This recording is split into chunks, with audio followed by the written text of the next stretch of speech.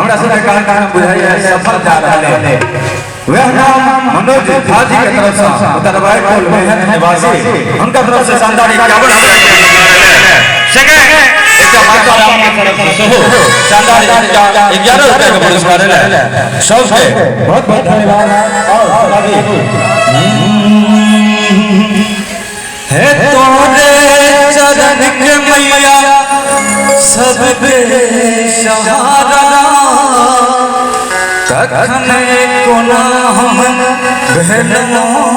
बेसहारा तू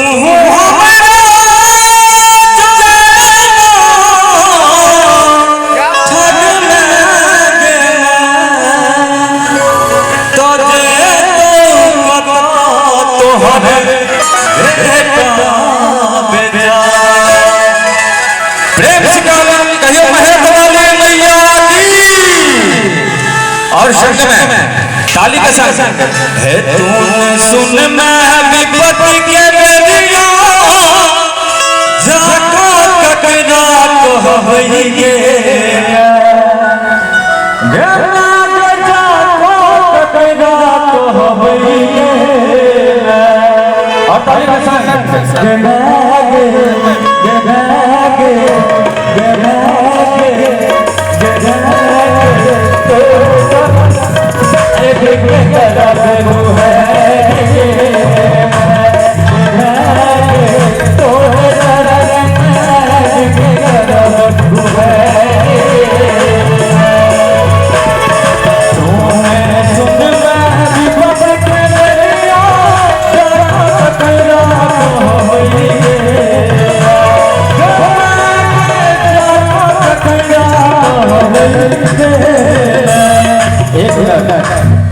सब के कोनो न कोनो दुख किया समस्या रहे छे त दो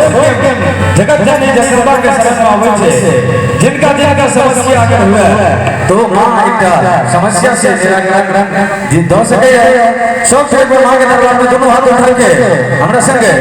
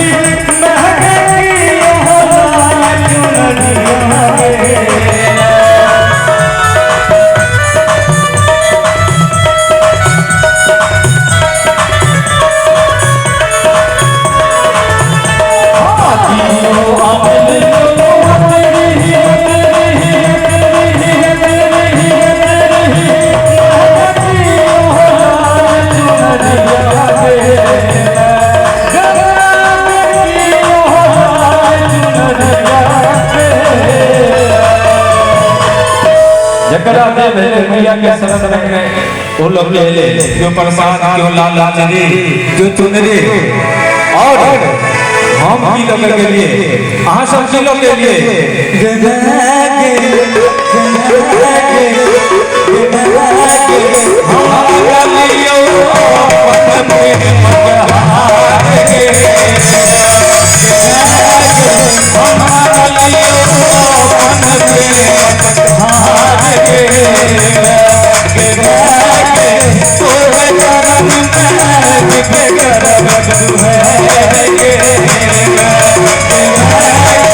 तो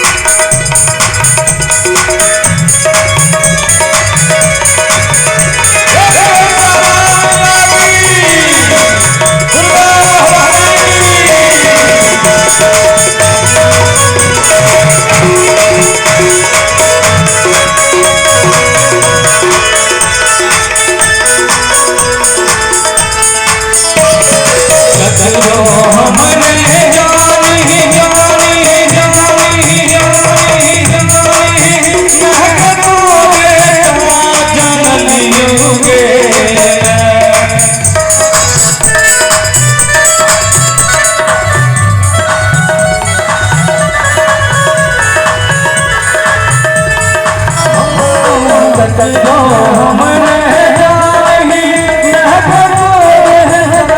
जनलियो रे जमना के तो जनलियो रे ककरो हमने जानी मैं के तोरे जनलियो के मैं और की लास्ट में ताली का साथ सोचो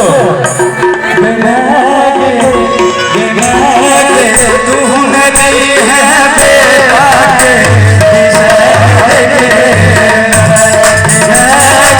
तूने नहीं है संतोष के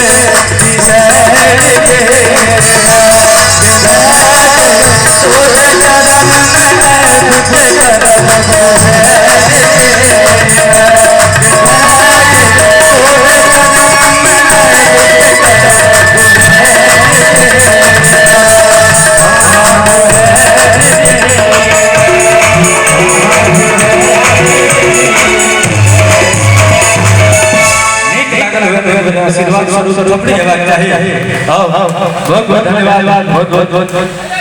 आभार।